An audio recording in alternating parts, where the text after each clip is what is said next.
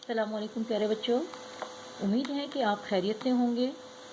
آج ہم نیا سبق پڑھیں گے۔ سبق کا نام ہے حضرت ابوبکر صدیق رضی اللہ تعالیٰ عنہ۔ پیارے بچوں، آپ نے عمر، فاروق، علی، عثمان، ابوبکر اور صدیق جیسے نام تو سنے ہوں گے۔ کیا آپ جانتے ہیں کہ ہم ان ناموں کو اتنی اہمیت کیوں دیتے ہیں؟ انہیں اتنے فخر سے کیوں رکھتے ہیں؟ تو بچوں، یہ نام ہمارے خلفائے راشدین کے ہیں۔ یہ ہمارے پیارے نبی صلی اللہ علیہ وآلہ وسلم کے بہت قریب رہے ہیں۔ ان کا شمار آپ صلی اللہ علیہ وآلہ وسلم کے جانثار اور وفادار صحابہ میں ساتھیوں میں ہوتا ہے۔ یہی وجہ ہے کہ مسلمان ہونے کی حیثیت سے ہم یہ نام بہت فخر اور خوشی سے رکھتے ہیں۔ آج ہم خلفائے راشدین میں خلیفہ اول حضرت ابوبکر صدیق رضی اللہ تعالیٰ عنہ کے بارے میں پڑھیں گے۔ اس کے دوسرے نمبر پہ خلیفہ ہیں حضرت عمر فاروق رضی اللہ تعالیٰ عنہ، اور نمبر 3 پہ تیسرے خلیفہ ہمارے حضرت عثمان غنی رضی اللہ تعالیٰ عنہ ہیں، اور چوتھے خلیفہ حضرت علی مرتضیٰ رضی اللہ تعالیٰ عنہ ہیں۔ حضرت ابوبکر صدیق کے بارے میں نے آپ کو بتایا کہ ابھی ہم سبق میں تفصیلاً اس کے بارے میں پڑھیں گے۔ حضرت عمر فاروق رضی اللہ تعالیٰ عنہ کے بارے میں آپ کو بتاتی چلوں کہ حضرت عمر فاروق رضی اللہ تعالیٰ عنہ کو حضرت محمد صلی اللہ علیہ وآلہ وسلم کی دعا بھی کہا جاتا ہے۔ حضرت عمر فاروق رضی اللہ تعالیٰ عنہ ایک باروب شخصیت کے مالک تھے۔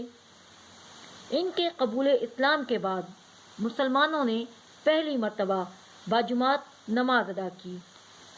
خلیفہ سوم حضرت عثمان غنی رضی اللہ تعالیٰ عنہ، حضرت عثمان غنی رضی اللہ تعالیٰ عنہ کو اللہ تعالیٰ نے بہت مال و دولت سے نوازا تھا، اور انہوں نے اپنے تمام مال اور دولت کو اللہ کی راہ میں دل کھول کر خرچ کیا۔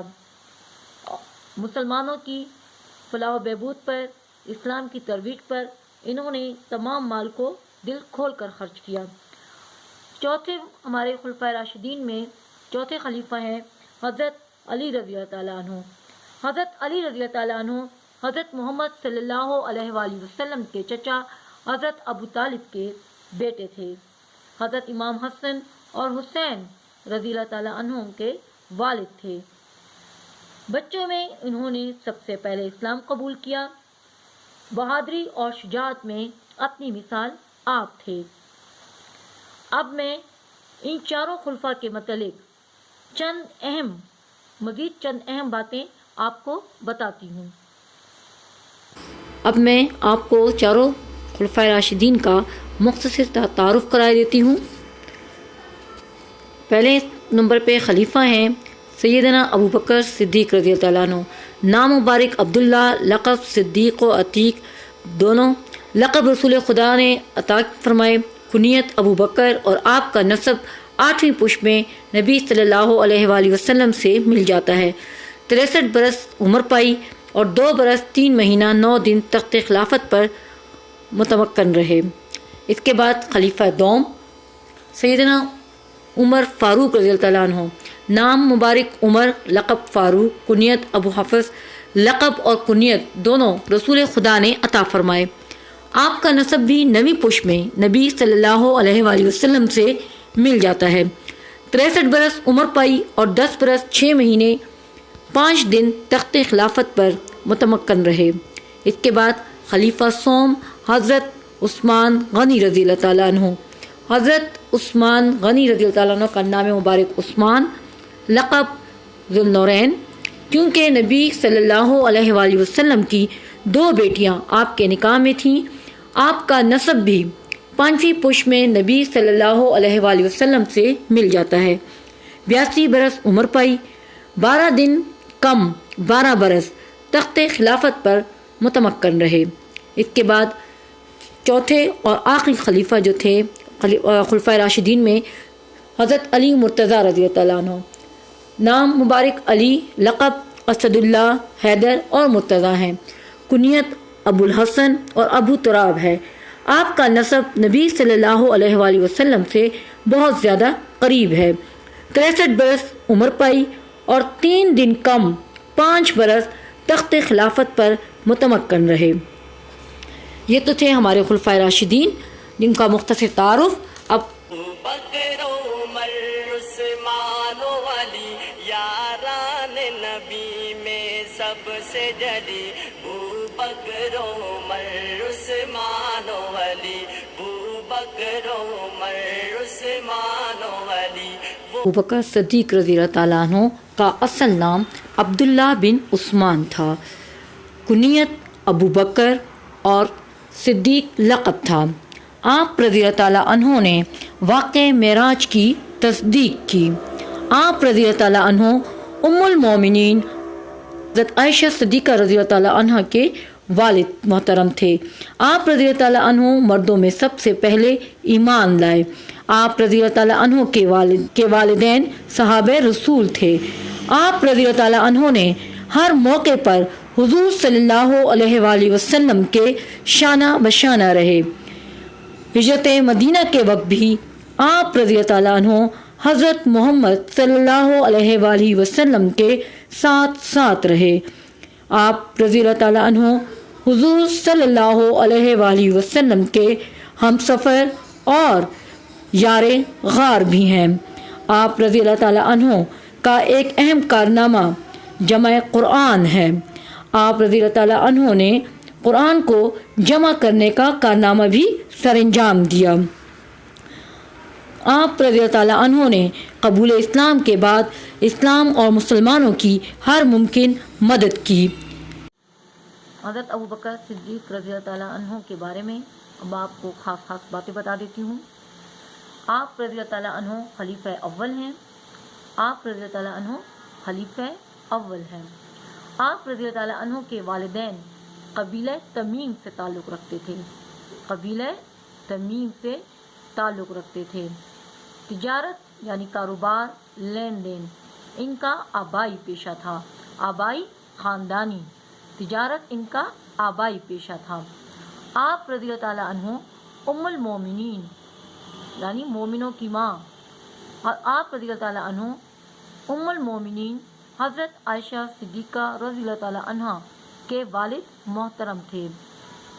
ہجرت میں آپ صلی اللہ علیہ وآلہ وسلم کے ہم سفر اور غار ثور میں حضور صلی اللہ علیہ وآلہ وسلم کے ساتھی تھے۔ مردوں میں آپ رضی اللہ تعالیٰ عنہ سب سے پہلے اسلام لائے۔ مردوں میں آپ رضی اللہ تعالیٰ عنہ سب سے پہلے اسلام لائے۔ جنگ تبوک کے موقع پر آپ رضی اللہ تعالیٰ عنہ نے اپنا سارا مال لیے ہوئے آ گئے اور فرمایا کہ اہل و عیال کے لیے اللہ اور اس کا رسول صلی اللہ علیہ وآلہ وسلم کافی ہیں۔ آپ رضی اللہ تعالیٰ عنہ نے خلافت ایک امانت کے طور پر رکھی۔ جو آپ کو خلیفہ کا عہدہ دیا گیا تھا وہ آپ نے ایک امانت سمجھ کے اس کو استعمال کیا، خلافت کو امانت سمجھا۔ حضرت آپ رضی اللہ تعالیٰ عنہ نے خلافت ایک امانت کے طور پر رکھی۔ حضرت ابو بکر صدیق رضی اللہ تعالیٰ عنہ کا ایک اہم کارنامہ جمع قرآن ہے۔ آپ نے قرآن کو جمع کرنے کا بھی اہم کارنامہ سر انجام دیا ہے۔ مشہور روایات کے مطابق دوران خلافت یعنی جتنا ان کا خلافت کا دور تھا اس میں ہی قرآن جمع کر لیا گیا، اور یہ قرآن جمع کرنے کا مشورہ ان کو حضرت عمر فاروق رضی اللہ تعالیٰ عنہ نے دیا تھا۔ حضرت عمر فاروق جو خلیفہ دوم ہیں، مشہور روایات کے مطابق دوران خلافت ہی قرآن مجید جمع کر لیا گیا، جس کا مشورہ حضرت عمر فاروق رضی اللہ تعالیٰ عنہ نے آپ رضی اللہ تعالیٰ عنہ کو دیا تھا۔ اب آتے ہیں کتاب کی طرف۔ اپنی کتابیں صفحہ نمبر 29 پر کھول لیں۔ صفحہ نمبر 29 پر سب سے پہلے ہم دیکھتے ہیں سبق کا نام۔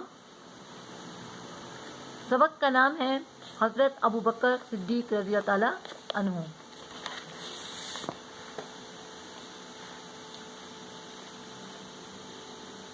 حضرت ابو بکر صدیق رضی اللہ تعالیٰ عنہ میں دیکھیں اس کا نام ابو بکر جو ہے یہ کیا ہے؟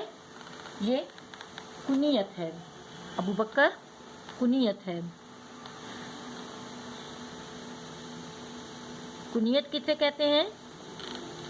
وہ نام جو رشتہ یا تعلق کو ظاہر کرے، وہ نام جو رشتہ یا تعلق کو ظاہر کرے، وہ نام جو رشتہ یا تعلق کو ظاہر کرے، اسے ہم کنیت کہتے ہیں۔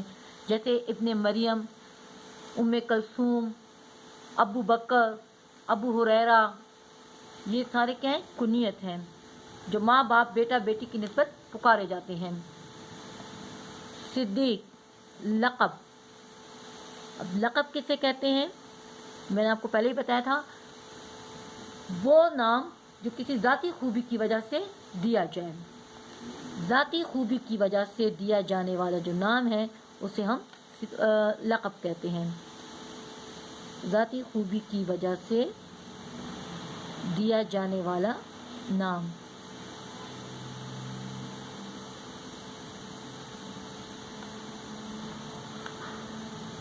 یہاں تک ہم نے سبق کے نام کی بھی ایکسپلینیشن کر دی۔ اب میں آپ کو اس کی تعریفیں جو ہیں وہ دکھاتی ہوں تاکہ آپ کو بہتر طور پر سمجھ آ جائیں۔ اس کے بعد ہم اس پیراگراف کی پڑھائی کریں گے۔ یہ کنیت اور لقب کی تعریف ہے، کو دیکھ لیں۔ وہ مختصر نام جو رشتہ یا تعلق کو ظاہر کرے، مثلا ماں اور بیٹی کا رشتہ، ام کلثوم، بیٹے اور باپ کا رشتہ، ابو بکر، ابو الحسن، ابو تراب، ایسے بن، بن، ابن وغیرہ۔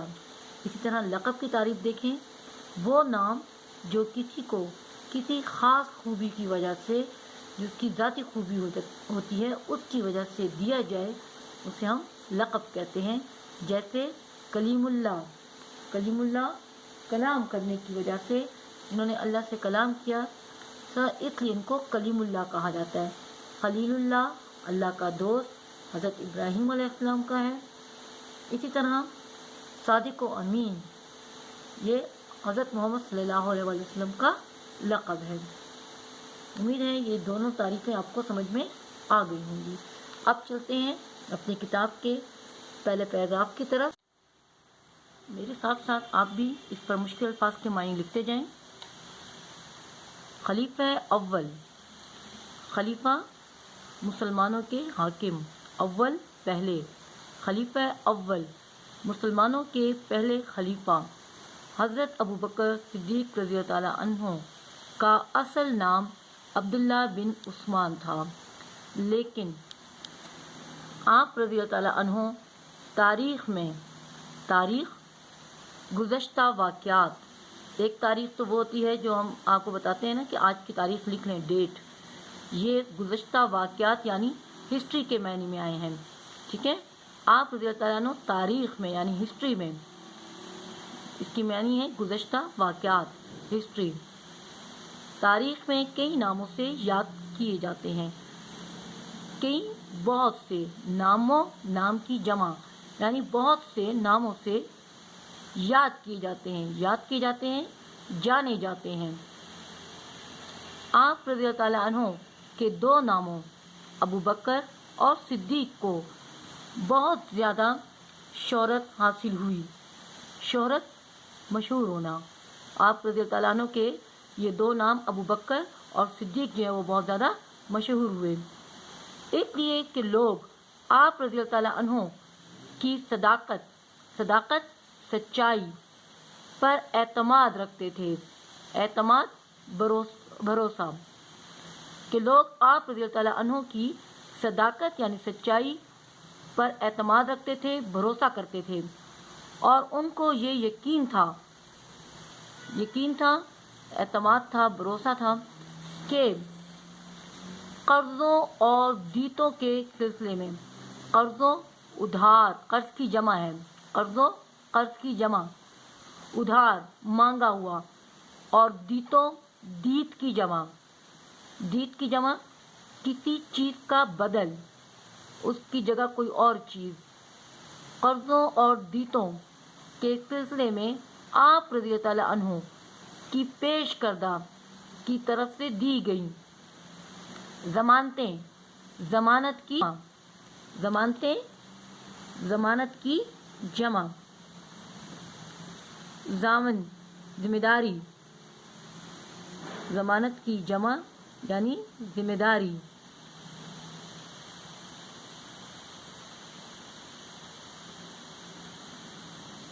ضائع نہیں ہو سکتی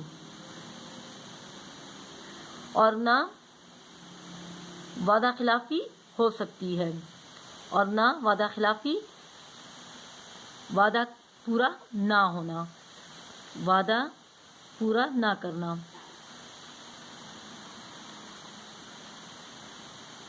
یعنی وعدے کے بھی پکے تھے، ٹھیک ہے۔ تو آپ رضی اللہ عنہ کی جو پیش کردہ ضمانتیں تھیں وہ کبھی ضائع نہیں ہو سکتی تھیں اور نہ ہی ان کی وعدہ خلافی ہو سکتی تھی۔ آپ رضی اللہ تعالیٰ عنہ کے والدین ماں باپ قبیلہ گروپ کو کہتے ہیں، گروہ کو کہتے ہیں، بنو تمیم سے تعلق رکھتے تھے۔ نام ہے قبیلے کا کہ آپ رضی اللہ عنہ کے والدین قبیلہ بنو تمیم سے تعلق رکھتے تھے۔ تجارت اس خاندان کا آبائی پیشہ تھا، آبائی خاندانی، باپ دادا کا خاندانی۔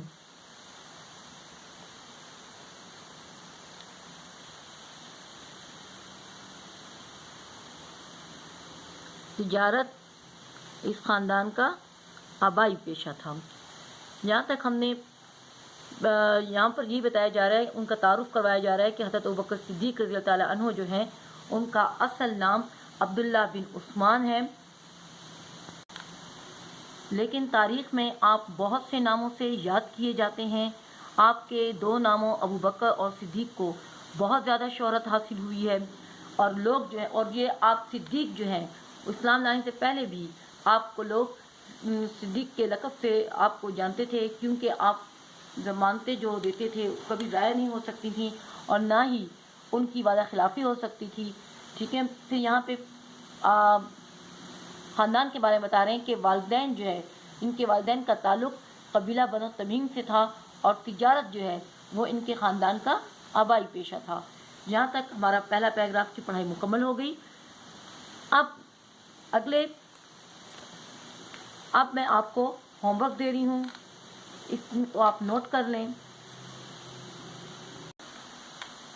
گھر کا کام ہے کتاب کے صفحہ نمبر 30 کی پڑھائی کریں اور مشکل الفاظ کو خط کشید کریں۔ انشاءاللہ اگلی کلاس میں، اگلے لیکچر میں ہم صفحہ نمبر 30، 31 کی اور 32 کی پڑھائی جمع وضاحت کریں گے۔ تب تک اپنا خیال رکھیے گا، ہوم ورک کر لیجیے گا۔ اللہ حافظ۔